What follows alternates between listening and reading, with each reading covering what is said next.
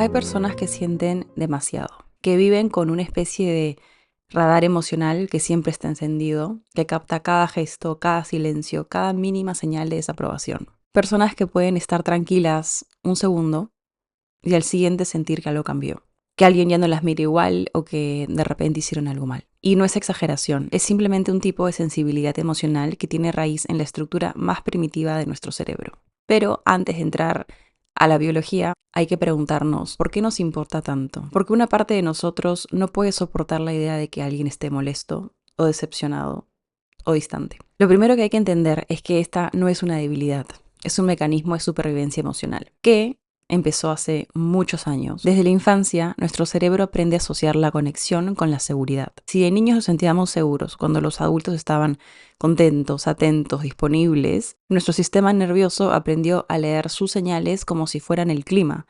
Si había calma, todo estaba bien. Si había enojo o distancia, algo malo estaba pasando. Y así es como se programa el cerebro emocional.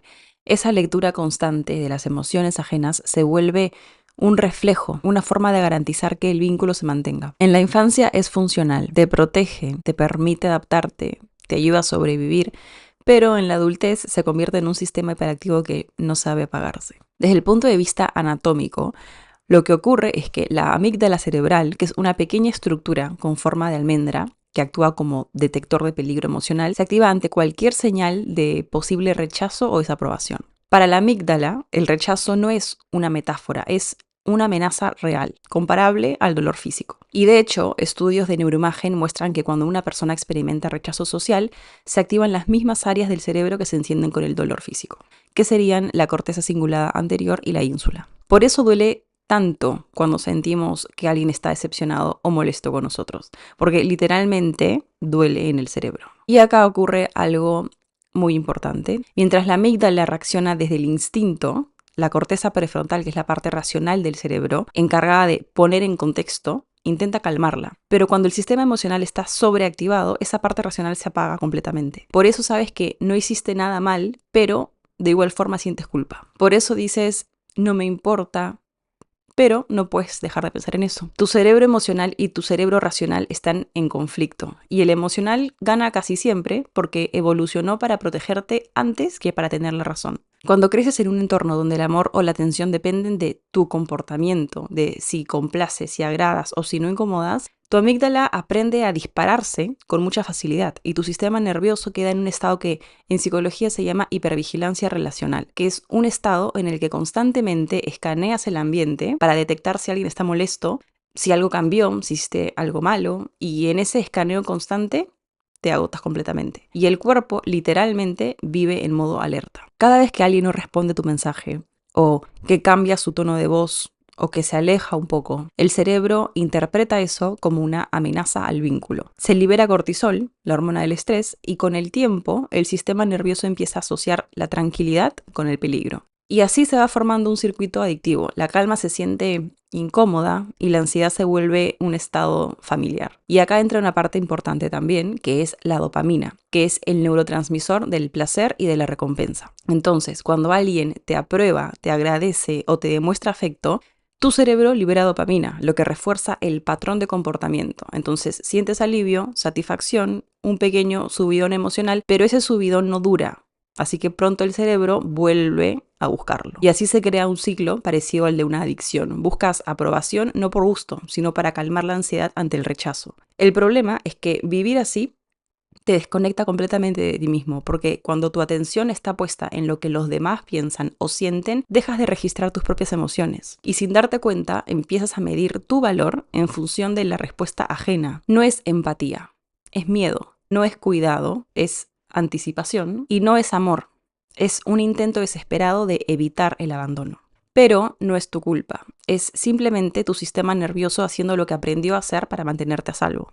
El desafío es reeducarlo. Reeducar el cerebro emocional no es cuestión de fuerza de voluntad, es cuestión de Entrenamiento neuropsicológico, aprender a reconocer las señales del cuerpo, regular la respiración, practicar presencia y construir nuevas asociaciones neuronales entre seguridad y autocuidado. Cada vez que decides no reaccionar impulsivamente, o que respiras antes de disculparte sin motivo, o que te recuerdas que no eres responsable de la emoción ajena, estás literalmente reconectando nuevas redes neuronales, estás enseñándole a tu amígdala que no todo conflicto significa peligro, y a tu corteza prefrontal que puede recuperar el control. Y aunque parezca pequeño, cada microdecisión de autocuidado cambia algo. La neuroplasticidad, que es la capacidad del cerebro para poder modificarse, no distingue entre lo emocional y lo físico. Se adapta simplemente según la repetición. Por eso, si durante años entrenaste a tu cerebro a leer el malestar ajeno como amenaza, necesitas volver a entrenarlo para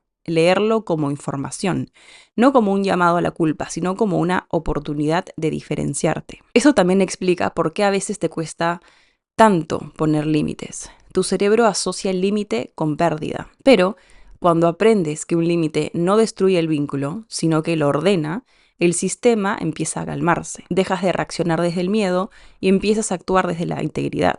Y acá aparece una verdad profunda. Cuando cuidas desde la calma, lo que das tiene valor. Pero cuando cuidas desde el miedo, lo que das te deja vacío. El camino hacia cuidar menos no es desconectarte, es simplemente reconectar contigo mismo. No es tampoco endurecerte, es volverte consciente. Y eso se logra poco a poco, entrenando la atención, el cuerpo, el pensamiento, para volver a sentirse seguro sin tener que depender de la validación externa. En psicología, a esto se le llama regulación interoceptiva, que es la capacidad de sentir tu cuerpo, de leer tus propias señales internas y darte cuenta cuando estás actuando desde el miedo. Cada vez que lo haces, fortaleces tu corteza insular, que es el área que integra emoción, cuerpo y conciencia. Y cuanto más activa está, más difícil es perderte en la emoción ajena. Lo que antes te hacía sentir culpable empieza a parecerte neutro. Lo que antes te dolía como rechazo, empiezas a verlo de repente como preferencia. Y lo que antes te consumía, ahora te enseña a poder elegir. Entonces, cuando alguien no responde, no tienes que castigar tu mente con pensamientos de culpa. Puedes simplemente decirte, no hice nada mal, estoy a salvo. Y esa frase repetida con conciencia reconfigura tu sistema límbico. Le enseña al cerebro que la calma también puede ser segura. Porque sí, también cuidar puede dar miedo al principio, pero con el tiempo te das cuenta de algo esencial, que es que la paz no viene de que todo el mundo esté bien contigo, sino de que tú estés en paz contigo mismo. Así que la próxima vez que sientas que te importa demasiado, no te castigues por eso. Tu sensibilidad no es un error, es la prueba de que alguna vez tu cerebro tuvo que aprender a cuidar para poder sobrevivir. Ahora solamente estás aprendiendo a cuidar distinto. Y no desde el miedo, sino desde el amor propio. Y eso biológicamente, psicológicamente y emocionalmente es lo que realmente significa sanar.